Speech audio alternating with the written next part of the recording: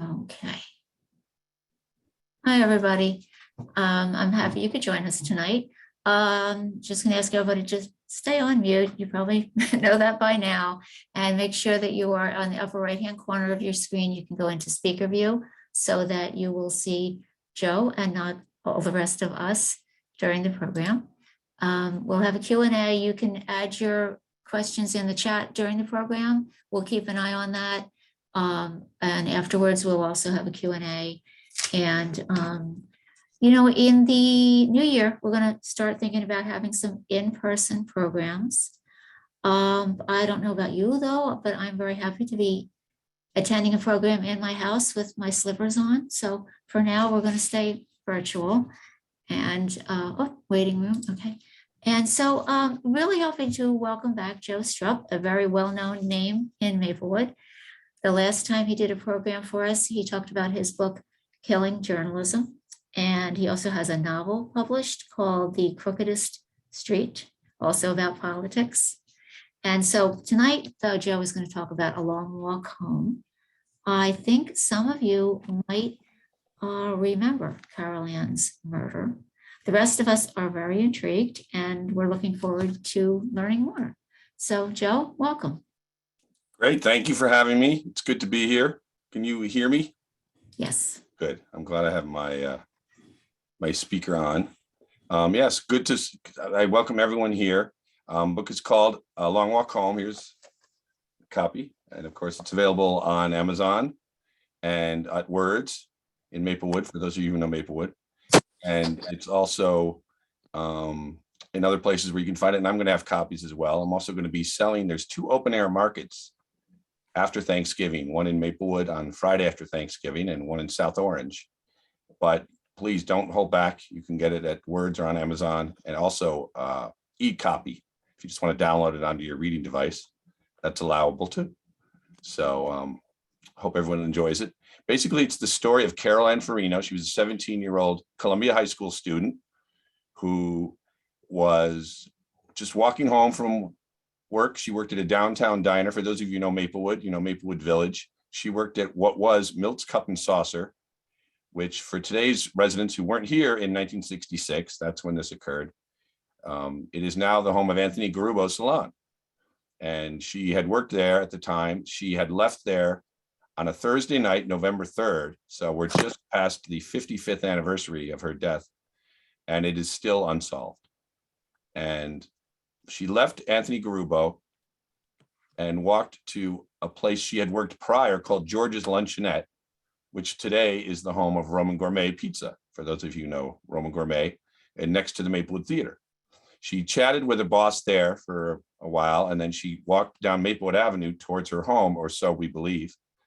And she lived at 5 Jefferson Avenue, just off of Valley Street. She is believed to have been walking home on Maplewood Avenue, and she never reached her home. Her body was found less than an hour later, strangled with her own stocking, without getting too gruesome, and partially undressed in a driveway of 22 Summer Avenue. Some of you know Maplewood. Summer Avenue is off of Valley Street. It's about a half mile from where she was last seen. And she was found in a driveway of 22 Summer Avenue, which is actually facing a side street, Hubert Place. This was November 3rd, 1966. Maplewood, as now, was a very safe town, very close-knit community. It was somewhat different at the time in that it was mostly white, Caucasian, very few African Americans, very few non-whites. It was a bit more of a small town, less suburban. We didn't have Midtown Direct at the time. We did have trains to New York, though. Many of you who lived here at the time, as I did not, might have better recollection of at the time. But her murder was responded to like any other murder. But as time went on, police were unable to find the suspect. Carol Ann was 17 at the time. She had a younger sister, Cynthia, who was 11, who did speak to me at length for the book and talked about what her life was like at the time, growing up in Maplewood, growing up in the shadow of her sister's death, and never finding out who might have killed her. And in the research I did, we found out her parents, who met and lived prior in Newark, in the Vailsburg section, came to Maplewood only a few years before Carol's death.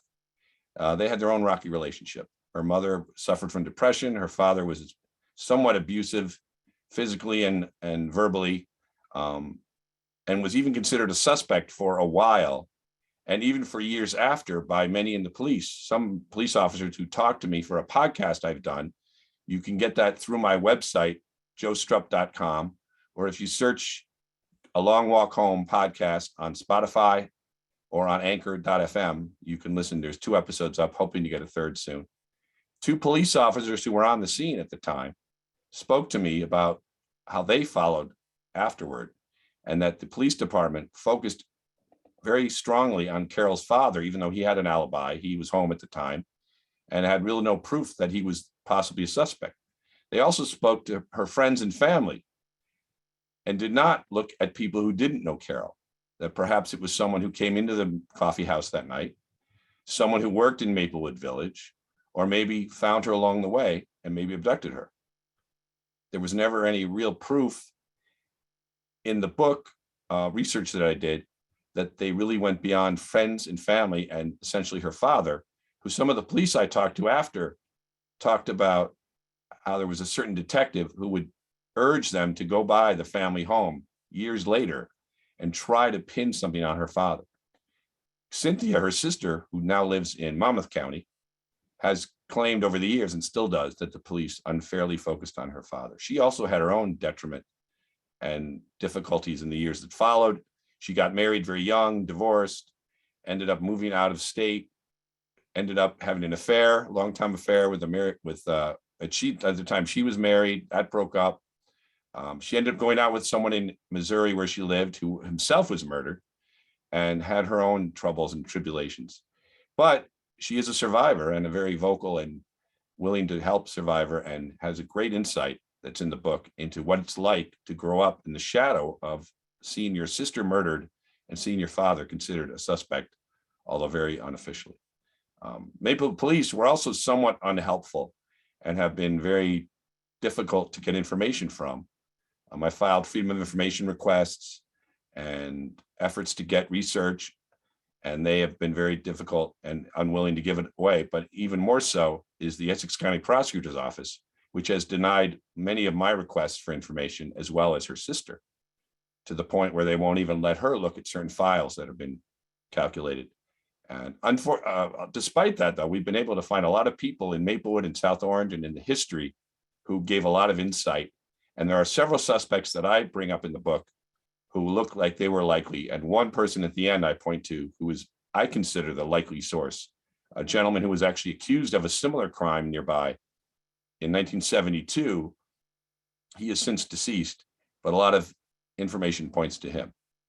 And we also came across a medium who has her own insights, a woman who works with police and detectives and attorneys in New York, who found out information and has her own theories based on a lot of actual evidence that this same person is the likely killer. So I think there's a lot of information in the book about what's involved, and that this murder was interesting to me because it is unsolved for so long.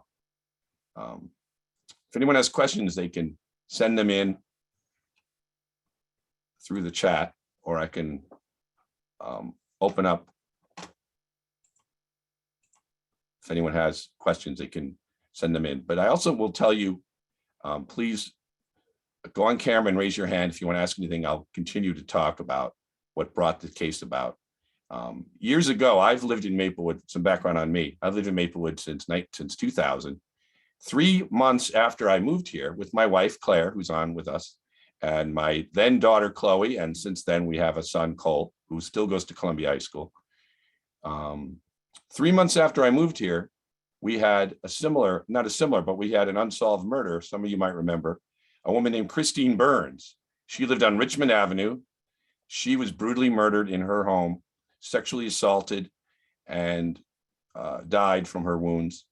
And her case was unsolved for 3 years. And I did a story at the time for New Jersey Monthly about her murder. She was the divorced mother of 2 girls.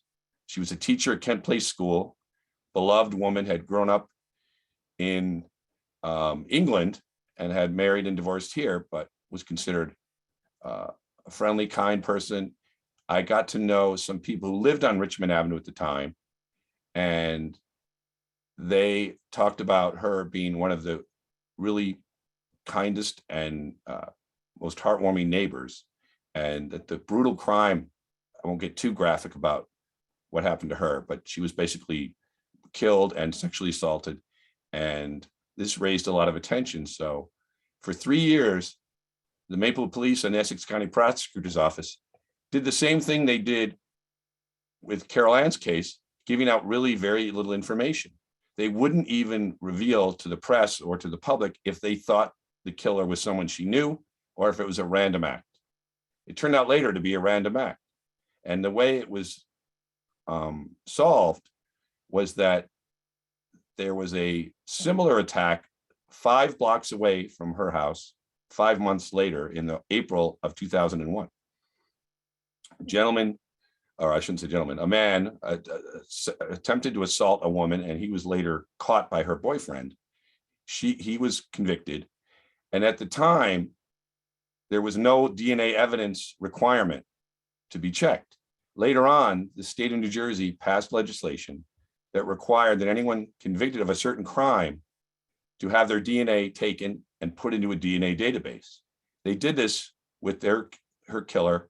His DNA matched DNA found at the scene of her murder, and he was eventually convicted. He didn't even go to trial. His lawyers pled to a charge, I believe it was a 2nd-degree murder, and he got at least 25 years. I wrote a story about that case 3 months before it was solved. And during the time of that story, research, I kept finding out about Carol Ann Farino. People kept saying, this murder was the only unsolved murder in Maplewood except for Carol Ann Farino. And when Christine Burns' murder was solved, Carol Ann's murder kept staying in the back of my mind. I eventually ran a website, some of you might have known, called maplewoodian.com, which covered Maplewood from 2010 to 2018. I covered police, covered town hall, covered murders, and Carol Ann's murder kept coming up as this unsolved crime. And I was growing interest in it. I would talk to police, some of them who are in the book, former police, about the case.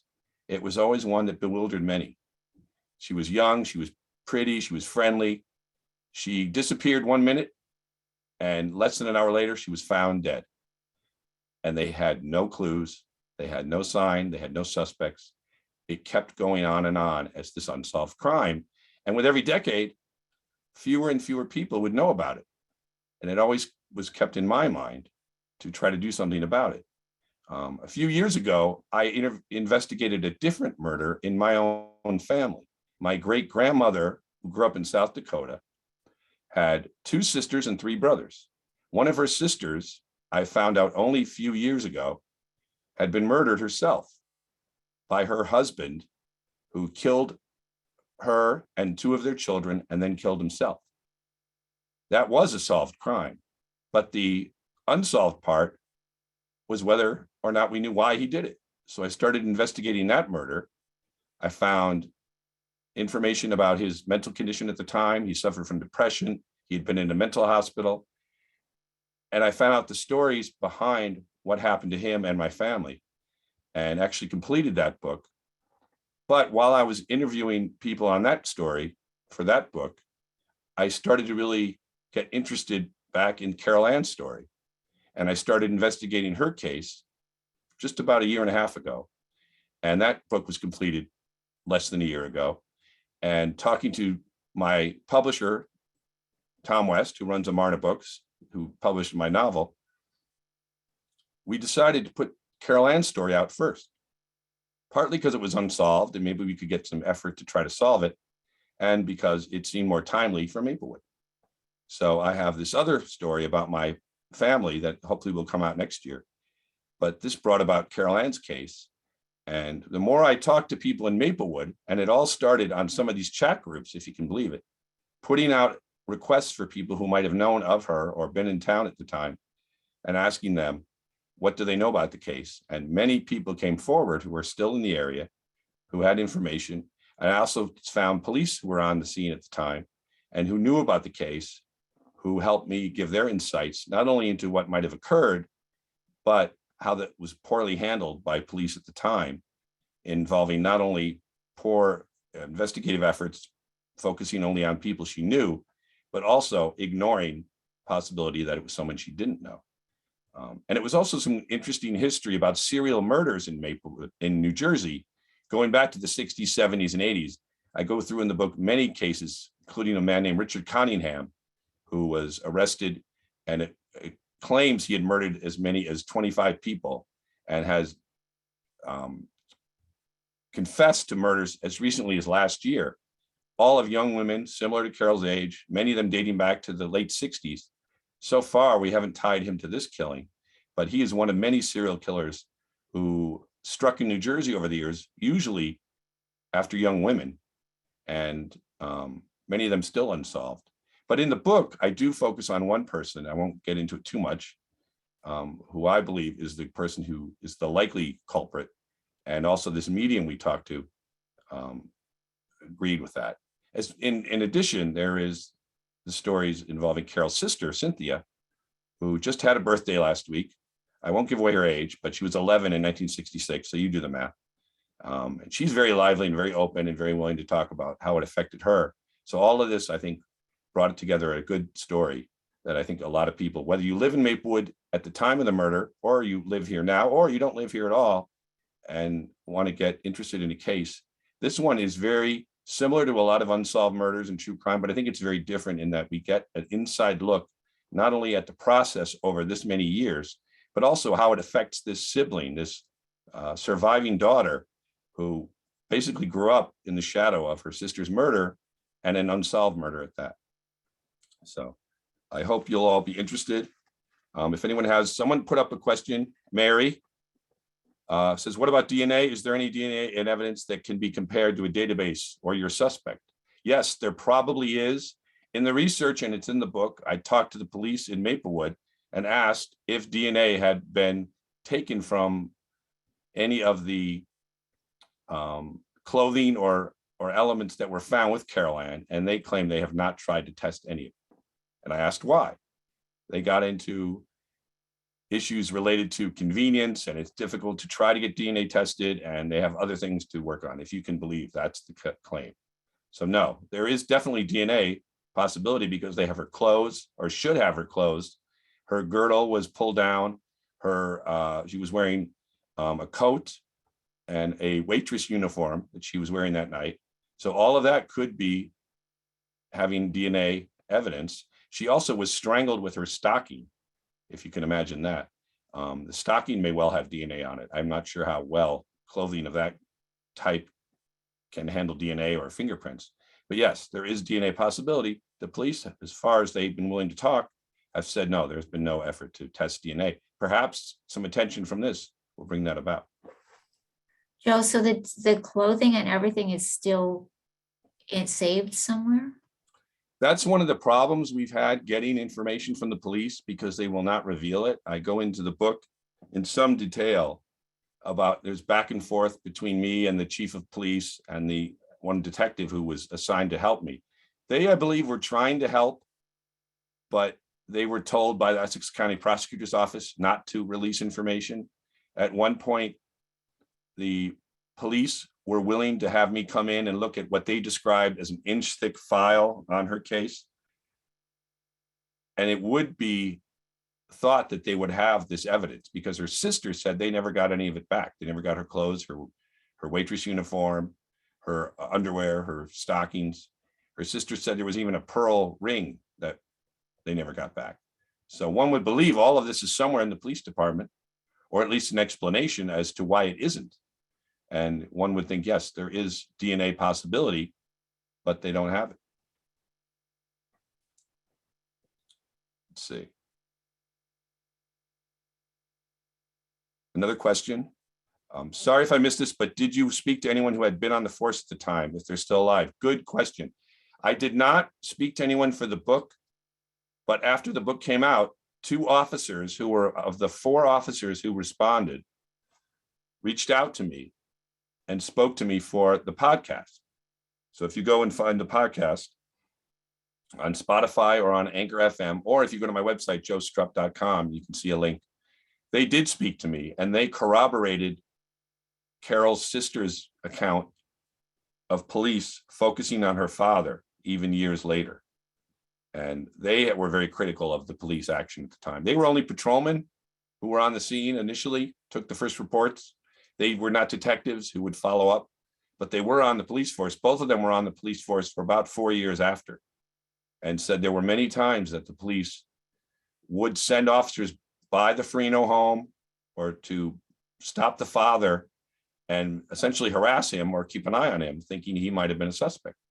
And Cynthia talks about in the book occasions where her father was pulled over. Many police would swarm the police, or would swarm his car and basically harass him. And that was to the point where they moved to a different part of town and eventually moved out of Maplewood. She's very reluctant to even be in Maplewood. She has very sad and poor memories because she felt like living here afterwards, she was sort of a target as the surviving sister, and her father was a target as a potential suspect. Joe, did filing the Freedom of Information Act, did that help at all? It did initially, but what I found was I filed a Freedom of Information request.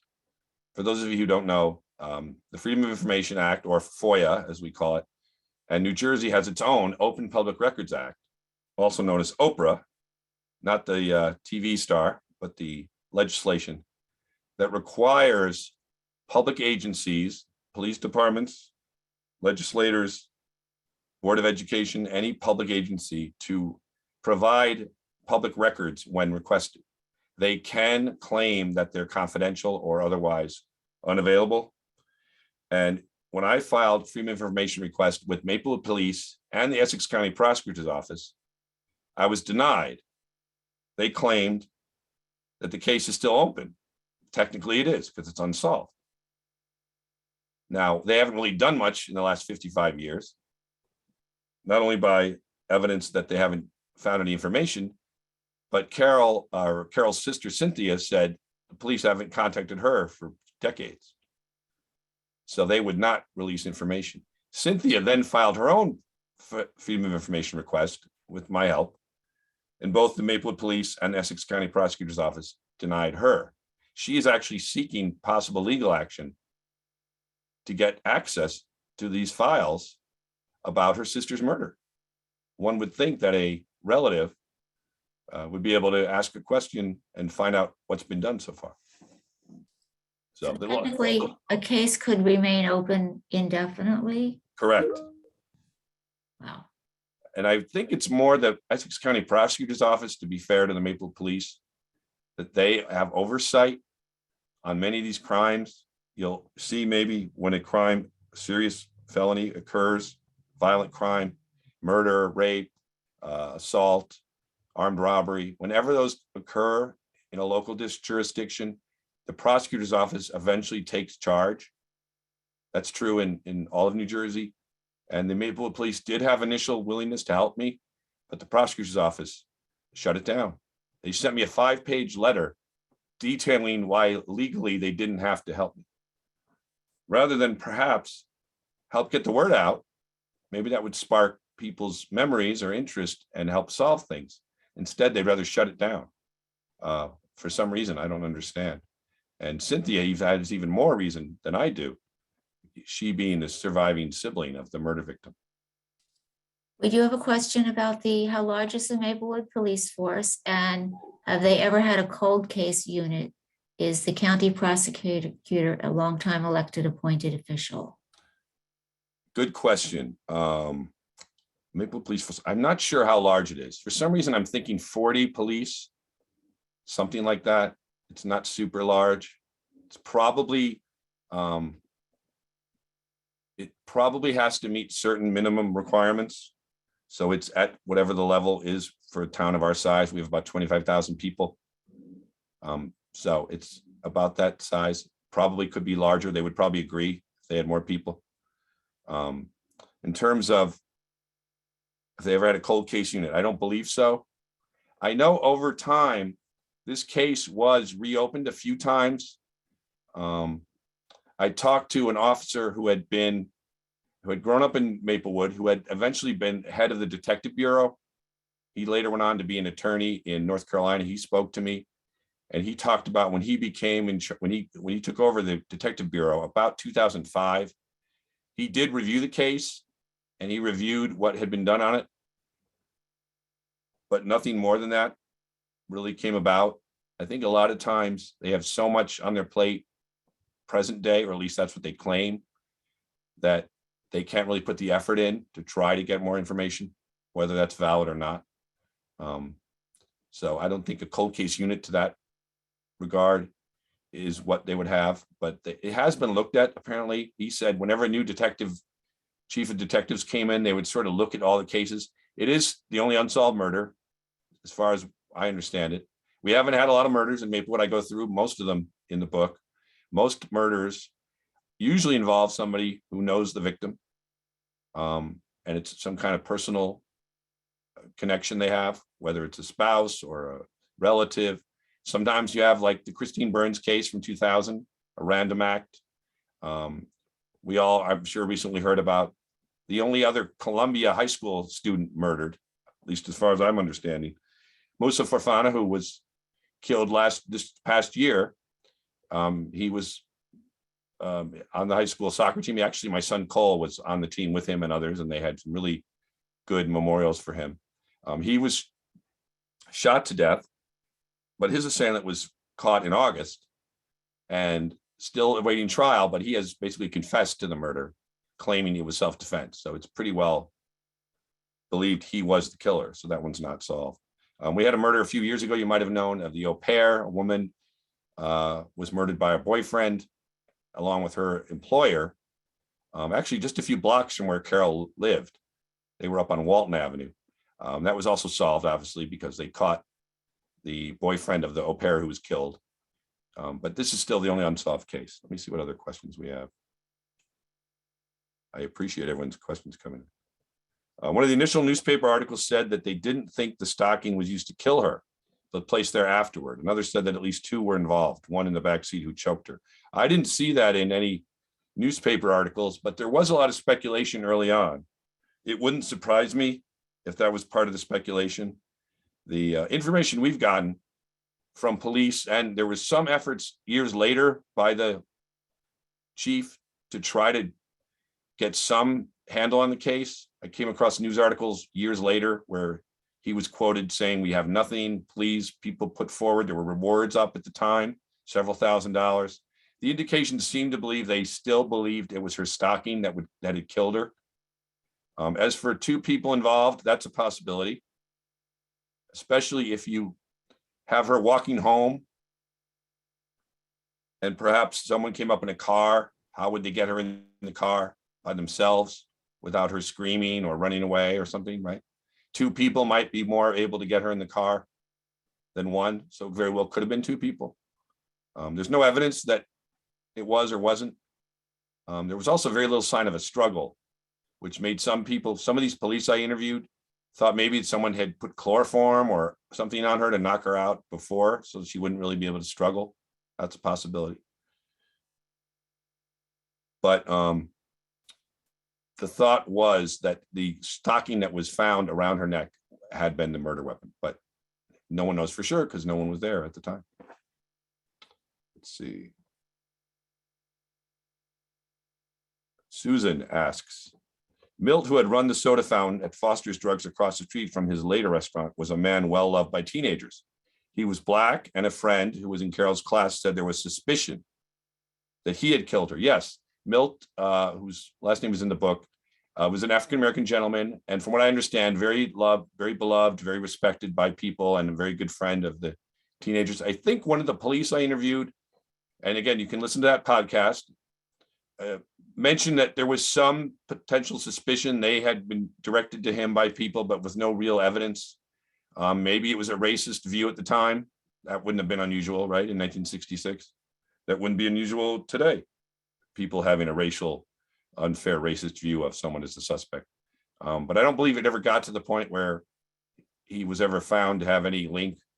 And that, again, it was someone that she knew, and one of the last places she was seen was outside his restaurant. So it would not be surprising if he was considered a suspect. But I don't think it ever got to the formal situation. No one was ever charged or arrested in the case. Not even her father, who again, I said was considered a suspect by many, even though he had an alibi and was never formally charged. So that's another thing. There was probably a list of people they had in mind, but never got to the point of arrest because they probably didn't have enough evidence or didn't think they had enough evidence to do anything about it. Let's see who else. I don't understand why the police were not or are not being helpful. Neither do I, Laura. Thank you. Do you think there is a cover-up? Why would they not want to help solve the murder, especially if there is a relative requesting files? You're speaking to the choir, Laura. Also, what sparked your interest in this case, or murders in particular? I agree that it's surprising that they do not want to help, because there have been a string of cases around New Jersey in recent years that have been solved that go back decades, when someone got some extra interest, when DNA evidence linked someone, many different ways to unearth the case. It is surprising that they didn't want to try to get involved in this. Even with the book out, I actually spoke to the Board of Education a couple of weeks ago about a memorial for Carol. And just last week, I spoke to the Township Committee and urged them to put pressure on to the prosecutor's office to try to get some help. So far, I haven't seen any evidence of that. I think some people have an image that if we keep it quiet, it'll go away. The police definitely had some mistakes made in 1966. Now, none of the police who were involved then are there now. So it's not as if today's chief of police or detectives would take the blame for what their predecessors did 50 years ago. In fact, you would think maybe they come off looking like some kind of heroes or doing something positive, not only to put this case to rest, but to also help her sister and many others, I'm sure some of you on here who were around at the time, who want to know what happened, or at least appear like they're going to try to solve it, right? What sparked my interest, I think I spoke earlier, but I'll repeat it. I had moved to Maplewood in 2000, and 3 months after I moved here, there was the murder of Christine Burns. And that was an unsolved murder. I wrote about that for New Jersey Monthly, and that got me interested in murder cases. I've been a reporter for 30 years. I think I didn't mention that earlier. I currently am at the Asbury Park Press, where I cover all elements of news, government, and mostly education. But in my time as a reporter, I've worked in New Jersey and in California, covering lots of criminal acts, lots of crime, lots of murder. And I was always very interested in the evidence and the efforts to uncover suspects and solve crimes. Many of them get solved in some of the most amazing ways. Not only DNA evidence, but the way detectives can track things down and piece together murders. Even this latest one of Musa Fafana, the high school student, they caught his alleged killer less than 2 months. And a lot of that was just detective work, interviewing people. They really haven't come forth with how they tracked it down yet. That's somewhat understandable because he's still facing trial. But the whole detective effort has always been interesting to me. This one was interesting to me for two reasons. Number one, it's the town I live in. I lived in Maplewood for 21 years, longer than I've lived anywhere else. I grew up in Summit. I went to college in Brooklyn, lived in California for 9 years, moved back here a little over 23 years ago, lived in Manhattan for a while, and I've been in Maplewood ever since. So it's not only a crime of interest because it's unsolved and involves a young woman, but because it's in the town I call home. And that piece of it, along with the unsolved element, really made me curious. Let's see what else. Irene, I knew Carol and have some comment. Just finished the book today. Oh, Irene, are you here? Can you unmute and talk to us? Yep, I'm here. So Thank you for reading the book, by the way. Oh, you're welcome. You're welcome. I was a sophomore when this happened. So I don't know what the high school's like now, but that was the first year of high school because junior high was 7th through 9th. Right.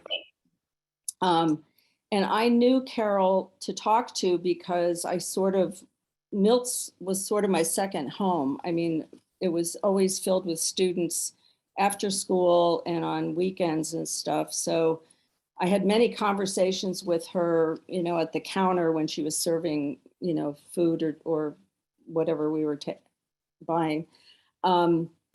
And she was, as you described in the book, she was just the sweetest person, very friendly, very easy to talk to. And when the murder happened, it was just horrible for everybody. And, your book goes into how hard it was for her sister, Cynthia. And it struck me just as I was finishing it today that nowadays, when something like that happens, there's a lot of counseling in the school, right? With all of the people who are part of this community. And there would have been so much more support for Cynthia. I mean, my heart just broke reading about what she went through because, the rest of us weren't related or necessarily close to Carol, but it was traumatic for everyone. And what's really hit me, so I graduated in '69. We had our 50th reunion 2 years ago. And people have been talking about this. I was kind of out of the loop with my classmates for a long time, but then, in the last 15 years or so, was in touch with people. But people were still talking about this. No one has ever gotten over it who was there.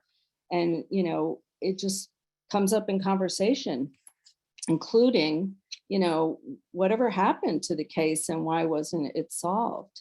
A couple of other thoughts. I always thought, your theory of what happened is what I always thought happened, namely that girls in that time, and hopefully today too, we knew not to get into cars with strangers, right? And I kept thinking, I bet somebody who was a customer of the restaurant, someone she felt like she could trust, offered her a ride home, and she took it because she would have never gotten into a car with a stranger. So your theory about it tracks with that. Oh, thank you. And, my mom, so we moved away. I graduated in '69. We moved to Illinois and I went off to college. My mom was in touch with a lot of our former neighbors and friends and stuff. And somewhere along the way, this idea that her father had done it, my mom learned about that. And I just kept saying to her, I don't even know her parents. I don't know the family, but I just don't believe it at all. I think she got in a car with someone she thought she could trust. It just seemed like the most ridiculous idea, and particularly as they never had enough evidence to do anything. I mean, if he had done it, you would think they would have had evidence. So, I mean, that's another heartbreak reading your book about how much the family was persecuted, in the absence of other solutions. So thanks for keeping it alive, because as I said, I think it's stuck with everybody who was there in those days, and everybody would like to see some justice. So Thank you. I appreciate. I have you been back to Maplewood in recent times? Or are you still in Illinois? No. I live in Rhode Island now, and Okay. I lived in Vermont from the early once I got out of school in '73. After that, I mostly lived in Vermont. I just moved down to Rhode Island, but I was in New Jersey 2 years ago for the high school reunion. We had it at the Maplewood Country Club. Oh, sure. And that's another interesting piece, because I always, you theorized about where this person might have killed Carol before removing her body to the street. I always wondered about the country club, because we lived not far from where her body was found. Oh, wow. Okay. That was another, horrible thing. But I had an episode when I was in junior high. I had an episode walking to school through the country club, through that road by myself. A guy pulled up in a car and exposed himself to me. Ooh, And, you know, the country club, you know, that pathway to junior high and, you know, the isolation of that area, you know, always spooked me after that, particularly at night. You know, I never would have gone through there in the dark, and I continued to walk through to go to school because it was the direct route from where we lived. But I always wondered if something might have happened to her there, you know, because it was so isolated, and because of where her body was found. It was very close to the, you know, to Valley Street and yes. to that area of the country club golf course. Yeah. So, Well, it's great. Yes. And at the time, as you know, it's great that you were someone who knows you were there at the time. Maple, first of all, it's this time of year. It was November 3rd. It was cold. yeah. I checked on the weather at the time. It was in the 30s. So it was a cold night, dark, obviously, around 7:30. And she could have walked home one of two ways, either Maplewood Avenue and Right. turn right on Jefferson, which seemed likely. People said that that's what she usually would do, or Right. go through Maplewood or go through Memorial Park. Yeah. And people told me at the time, you would know as well, better than I, that Memorial Park was sort of a hangout for teenagers at the time, which it is really not today. Does that sound familiar? Among many others. Yeah, I mean, I don't remember hanging out there as much as hanging out at Milt's Mhm. and at the library, actually. Mm. We used to, you know, junior high was right across the street from the library. Correct. We'd go there a lot after school. And then, of course, when you got to high school, you would go to South Orange and go to Brunings and the Bun and Burger. So there were, you know, a bunch of different places kids would go. And maybe at night there were kids in the park, but I don't Yeah. remember hanging out in the park. I do remember hanging out behind Brunings and South Orange. Yes, that's what I've learned. That was the spot. In fact, in the book, Yeah. as you know, and Yeah. again, thank you for reading it. Yeah. Her father goes looking for her Right. and comes across one of her friends at Grunnings. For those of you who don't know, Right. Grunnings was a big ice cream hangout in South Orange, and there were two of them, right? There was another one up the top of the hill, which I find really. That was known as the bottom, and there was Brunings at the top. Yes. Up at the top, which I guess is now condos or something. Yes, it's a big apartment building called the Top. Okay. Yeah. And actually, any night, especially on a weekend, you would see kids hanging out in front of the ice cream parlor and in the parking lot behind. You know, people were, you know, there were always crowds there. So, But yes, it's something that the different pieces of it that are unknown, really, I think frustrated police and frustrated people like you who lived at the time, mhm. but also showed that they did seem to focus mostly on her father or on people she knew. Mhm. As you know, in the book, they interviewed basically almost every student at Columbia, and her friends and family, but very few people in Maplewood Village, very few people who might have come into the diner Mhm. at night. And as you Right. said, Milt's was a very busy place. And even beyond looking at potential suspects, again, who didn't know her. And by all accounts, they also never apparently knocked on any doors along Maplewood Avenue. It's about, I guess, a half mile between Maplewood Village and Jefferson Avenue, maybe a little longer. Many houses that Yeah. people might have seen something that night. It Yeah. wasn't like it was 2 a.m., but again, it wasn't the middle of a sunny day either. It was Right. nighttime, it was dark, cold, but Yeah.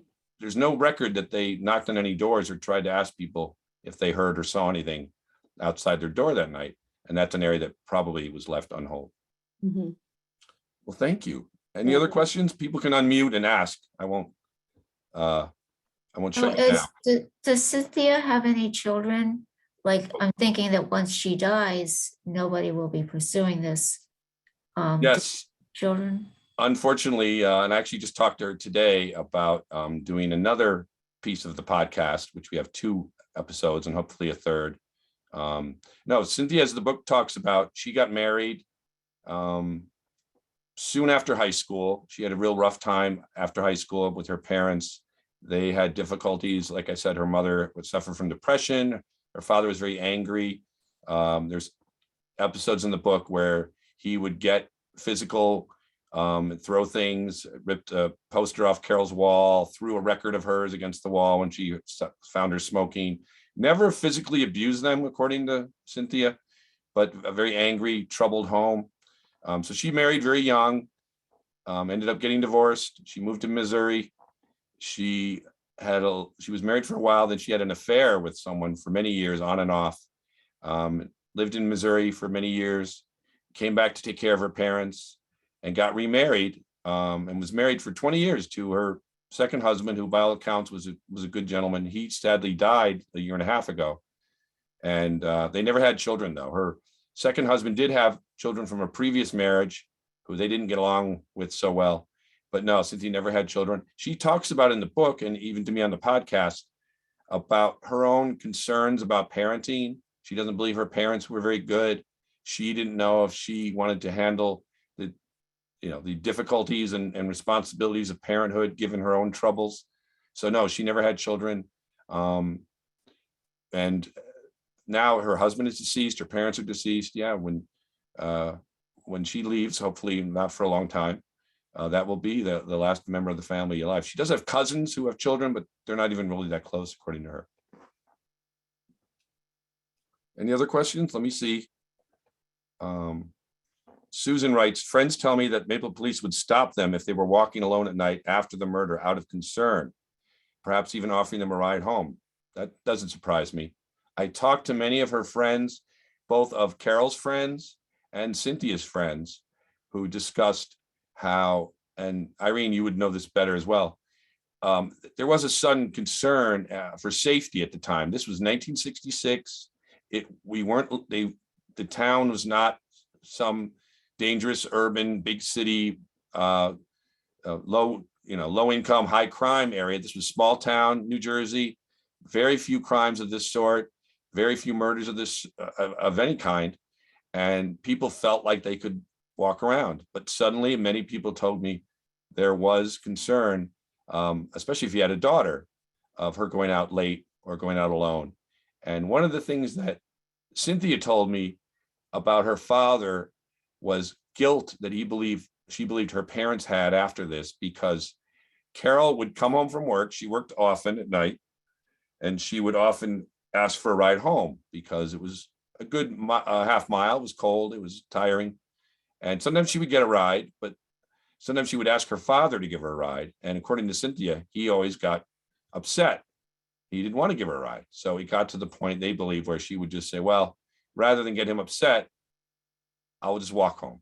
And the night that she was killed, and I talk about this in the book, her mother started to get concerned after about an hour, not hearing from Carol, and sending her husband out to look for her. And she asked Cynthia to go wake him up. He worked overnights. He did early delivery for the Star Ledger at the time. So he would work 1 to 2 a.m. into the late morning and then come home and rest. So he was sleeping. And she talks about in the book how she had to go wake him up, and it was not a fun experience, that he would be grouchy and angry. And much of that would have caused Carol not to ask for a ride. And that night, of course, she didn't ask for a ride and ended up being killed. And she believes her father carried a lot of guilt, thinking he did something wrong. And he would manifest that both into anger at Cynthia and her mother, but also being strict on Cynthia. She was not allowed to go out a lot. They had very strict protocols on her and made her stay home, wouldn't let her go out much. Even after school, she had to come home often. And her mother didn't know how to drive. So that was another burden on her father. He kind of had to do all the driving and pick people up, take people places. And so her and her mother became very close in many ways after school. But her father carried a lot of that guilt and anger. And a lot of the people in town, especially the girls, would be warned and would themselves be afraid to get out a lot. I believe that's true. What time of night did this happen? Good question. Carol was last seen between 7:45 and 8 p.m., right around the time we're sitting here now. So if you're in Maplewood or in the East Coast, look outside. You can see it's cold, it's dark. She had left work about 7:30 and had stopped off at another restaurant, George's Luncheonette, which I said earlier is now where Roman Gourmet is, and had talked to her former boss there. She had worked at George's and then she worked at Mills. And she headed home sometime around 7:45, and her body was found about 8:30, less than about a half mile away. So that answers that question. How was her body found? Did somebody driving by, or how was it discovered? Good question. There are a couple answers. The official police reports indicate that someone across the street, across Hubert Place, had seen the body and at first phoned it in as looking like it was a boy. She had her uniform on, but she was sort of in a clump at the end of the driveway, or the front of the driveway next to a garage, not out by the street. Her coat, which was described as a car coat, some of you who might know more of what that is at the time, it was a blue car coat, was on the edge of the driveway. So it was almost as if they placed her close to the garage, and it was even described as with care. She was sort of not, they didn't want her to just be dumped. She was sort of propped up, according to the police reports, and her coat was found at the end of the driveway. So it's kind of like her coat had been taken off of her. She'd been killed and placed by the garage, and the coat was kind of maybe thrown out as an afterthought. So one neighbor reported that, and two people who lived in the home came out that night to get in their car and go to a Democratic fundraising event at Maplewood Theater. There was an event that night at the Maplewood Theater, Democratic fundraiser of some sort. And people actually who had gone to the fundraiser told police they saw Carol walk by, heading up Maplewood Avenue. But two people who are named in the book came out of their home to get in the car and go to that fundraiser, and they found her body as well and phoned it in, and police responded. Two of the police that talked to me said they were also responding to a report of a loud horn. Someone had reported a noise complaint. So they kind of responded to that just doors away, and then came across the other police who responded to Carol being found, and the four of them ended up really investigating it. So any other questions? Okay. Well, if anyone has other questions, please send them in the chat, or you can unmute yourself and ask. Otherwise, go ahead. Sounds more and more bizarre as you go along. It's an amazingly bizarre story. Yeah, I was going to read one little excerpt, because that's okay. Yes, please. This will be, hopefully my light's good. It's the beginning of chapter 6. In the weeks that followed the murder, Cynthia Farino's world became as dark and difficult as possible. Her 12th birthday came and went just 9 days after Carol's death, and she spent most of the time in her room. I used to stay in my room all the time because it was horrible, she recalled, noting she received no counseling or personal sympathy from relatives. After a month, I was supposed to be over it. Everything was supposed to go back to normal. But normal was the last thing she experienced. Cynthia recalls each of her mother's 5 sisters coming to stay for about a week at a time, and her parents' rocky marriage crumbling further. They didn't have a great marriage to begin with, so all of this exacerbated it. His temper was worse, and they zeroed in on me, she said. I was supposed to fix it all for them. Cynthia was back at school within a week of the killing and began to see a strange reaction from other students, friends, and acquaintances. It was a horrible experience, and I became the girl whose sister was murdered, she said. I couldn't be anonymous if I tried, and it was horrible for me at that age. People felt awkward around me. I had good friends I grew up with, but only 2 or 3 I felt comfortable with. Cynthia had only lived in town for 2 years and was facing the first year of junior high as still a new kid at the school,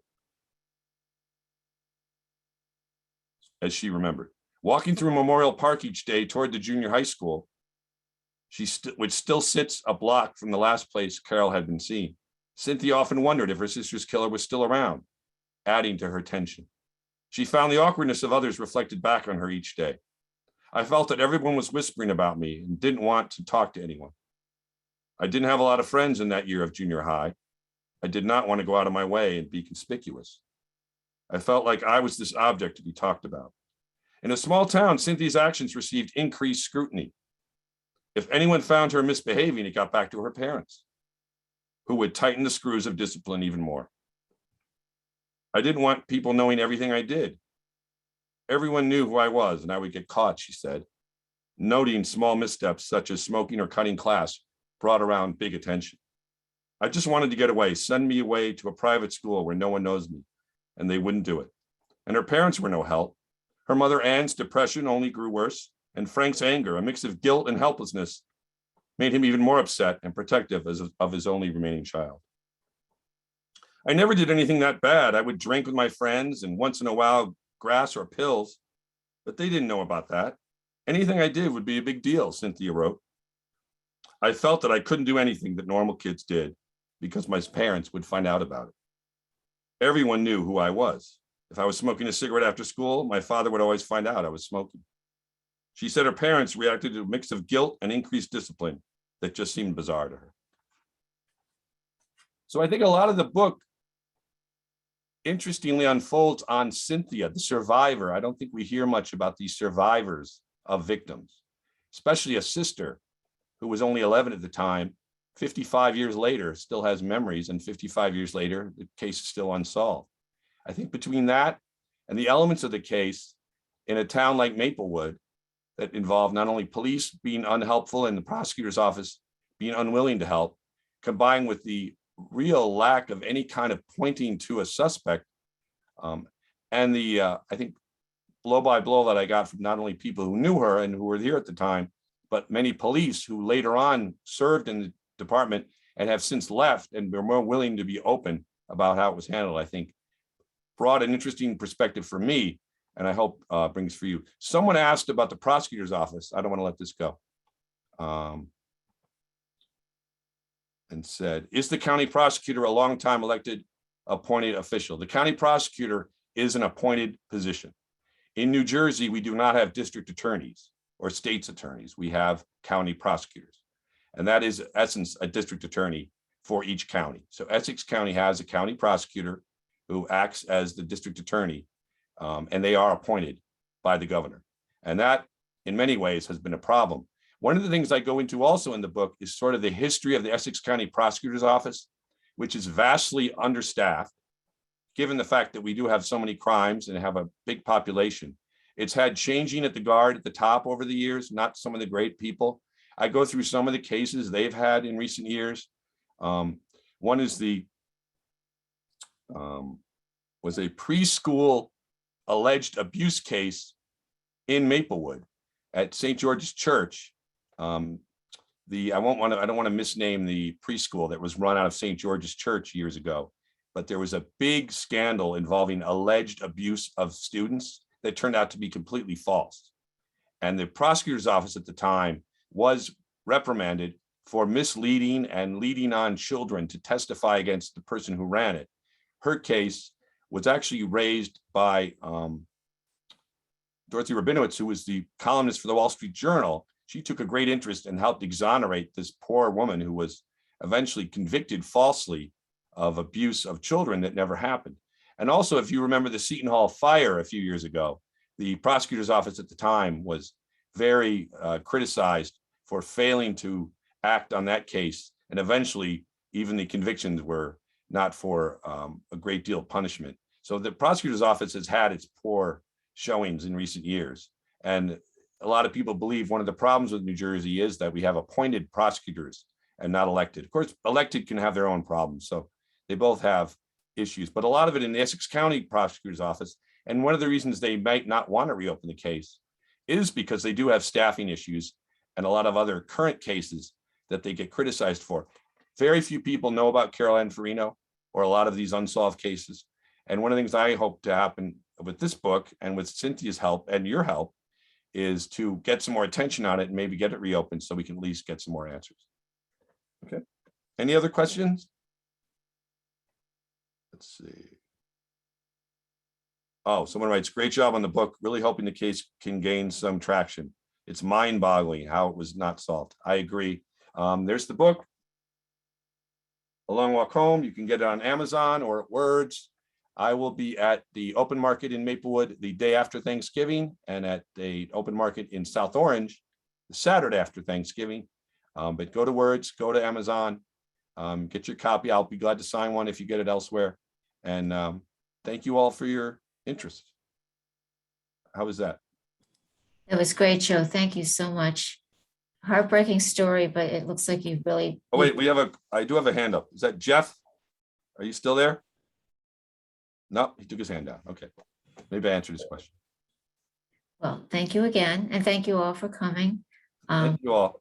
I'm looking forward to reading the book now. Thank you. Everybody.